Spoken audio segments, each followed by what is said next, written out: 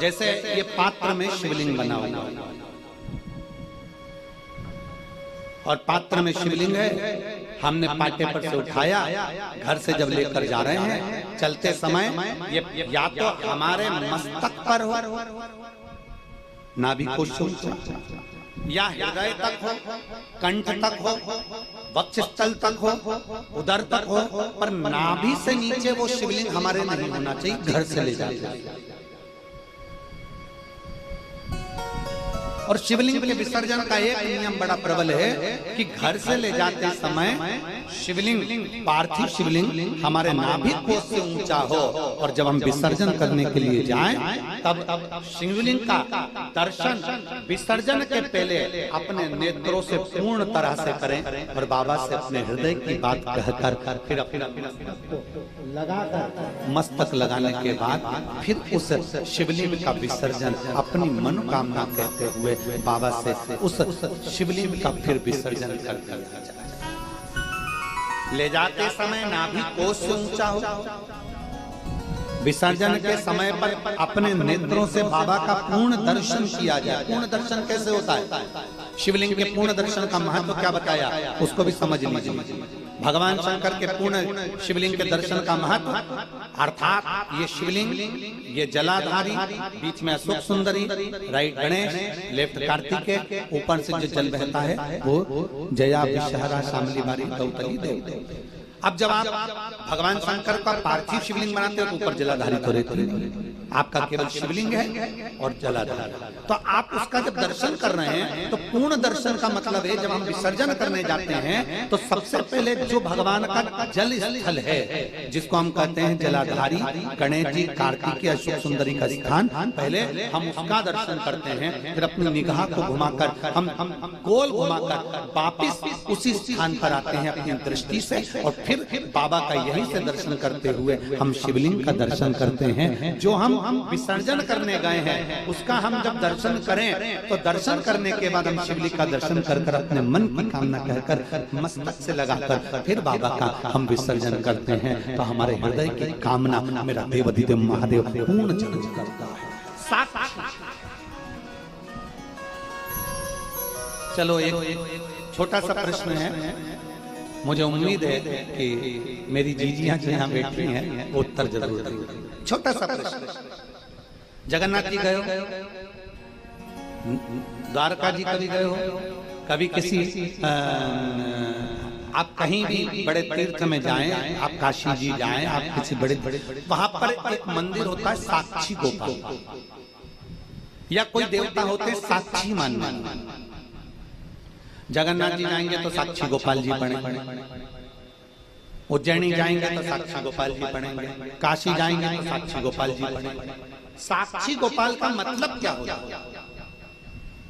आप काशी में गए, जल चढ़ाया, उज्जैनी गए, जल चढ़ाया, आप जगन्नाथ जी गए, आपने भोग लगाया, दर्शन किया, और साक्षी गोपाल का मतलब होता है कि साक्षी गोपाल जी के सामने जाकर खड़े हो गए, आपने दर्शन कर लिए, मतलब आपकी दृष्टि से ये साक्षी हो गया कि आप जगन्नाथपुरी आए थे और बाबा का आपने दर्शन किया है। आप काशी आए थे, आपने बाबा का दर्शन किया है। आप उज्जैनी आए थे, आपने बाबा का दर्शन किया है। उसी तरह हमने प्रदोष के दिन शिवलिंग बनाया, पूजन करी, संकल्प लिया, आराधना करी, सब कुछ हम शाम के समय जब विसर्जन करने जा रहे हैं, विसर्जन करते समय जब नेत्र से हम बाबा का दर्शन करते हैं तो ये साक्षी हो जाती है कि मैंने बाबा को बुलाया और मैंने मेरे बाबा से अपने मन की बात की और मेरे बाबा ने वो स्वीकार करा, मैं बाबा को विसर्जन कर। तो ये साक्षी है हमारे परिजन की, हमारी दृष्टि, हमारी साक्षीता देती है।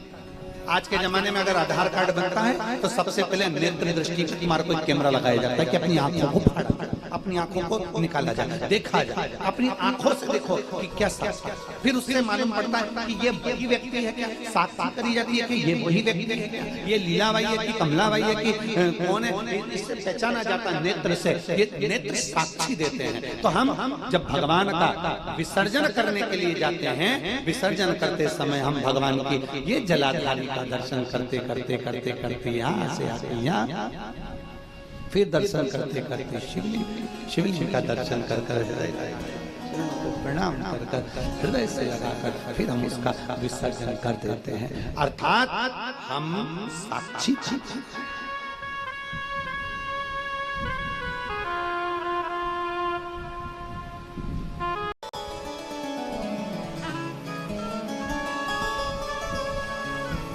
स्वयं वीरभद्र शंकर की मूर्ति नहीं, शंकर का शिवलिंग प्रतिबिंब। स्कंद पुराण का रेवाखंड कहता है जिसके घर में शिवलिंग है, जिसके बीच में एक समय आया था जब किसी ने कह दिया था कि घर में शिवलिंग नहीं रखना चाहिए, लोगों ने उठा उठाकर शंकर जी के शिवलिंग को विसर्जन कर दिया। बीच में आया था एक समय कि लोगों ने विसर्जन कर दिया था शिव जी का, पर नहीं।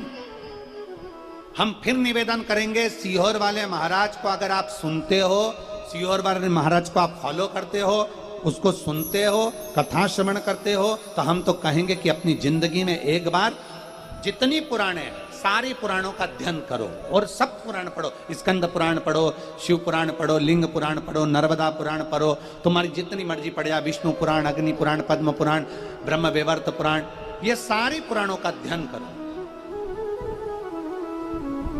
हमसे लोग कह देते हैं क्यों महाराज जी आप इतनी सारी बातें बताते हो, शिव पुराण में तो हमें पढ़ने को मिलती ही नहीं है, तो तुम अकेली क्या शिव पुराण में से शिव पुराण बोली जाती है? अगर शिव पुराण की कथा करने के लिए यहां हम बैठे हैं, यहां भोलेनाथ ने अगर बिठाया है, तो वो कथा केवल शिव पुराण की नहीं रहेगी, उसमें से स्कंद पुराण, नर्मदा पुराण, लिंग पुराण, एक एक पुराण का अध्ययन में से उसमें से जो अच्छा निकलता है वो आपके सामने दिया जाता है, आपके सामने।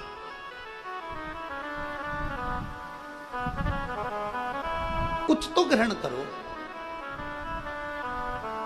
स्कंद पुराण का रेवाखंड कहता है कि जिसके घर में शिवलिंग है, रेवाखंड कह रहा है जिसके घर में शंकर का शिवलिंग है, या घर का जल एक लोटा भराकर शिवालय तक जा रहा है, घर का जल एक लोटा भराकर पीपल के वृक्ष के नीचे जा रहा है, घर का जल एक लोटा भराकर तुलसी के क्यारे में जा रहा है, घर का जल एक लोटा भराकर बेलपत्र के नीचे जा रहा है, घर का जल एक लोटा भराकर अगर शमी पत्र के नीचे जा रहा है, मतलब कहीं ना कहीं आपके घर का एक लोटा जल अगर शिवालय तक, देवालय तक, तीर्थ तक जा रहा है, किसी स्थान तक जा रहा है, तो समझ लो आपके घर की रक्षा स्वयं वीरभद्र करते हैं। ये कैसे प्रमाणित हो सकता है? इसको हम कैसे प्रमाण मान सकते हैं? तो राम कथा उठाइए। तुलसी बाबा ने रामचरितमानस की रचना करी। मेरे गोस्वामी तुलसीदास जी ने जब रामचरितमानस की रचना करी, उसको लेकर काशी गए। काशी में विद्वान विद्वान ब्राह्मणों के सामने गोस्वामी तुलसीदास जी द्वारा रचित रामचरितमानस को रखा गया। विद्वानों ने, ब्राह्मणों ने मना कर दिया, हम इसको नहीं मानते क्योंकि यह अवधी भाषा में है, इसमें संस्कृत नहीं है, इसमें संस्कृत के श्लोक नहीं है, हम इसको नहीं मानेंगे क्योंकि यह अवधी भाषा में। विद्वान विद्वान ब्राह्मणों ने मना कर दिया, यह अवधी भाषा में, हम इसको स्वीकार नहीं कर सकते। तुलसीदास जी कहते हैं आप स्वीकार मत करो, मेरे काशी विश्वनाथ तो स्वीकार करेंगे। चित्र का दर्शन किया करते थे। कई कई माताएं ऐसी हैं, कई कई भाई ऐसे हैं कि वो किसी भी वृक्ष की पत्ती को तोड़ते हैं और शंकर भगवान को चढ़ाते हैं, तो उस भाव से चढ़ाते हैं जैसे हम बेलपत्र चढ़ाते हैं। नहीं उसके पास में बेलपत्री, पर वो कोई भी पत्ती चढ़ा रही है तो शिव के भाव से, कि बेलपत्र के भाव से।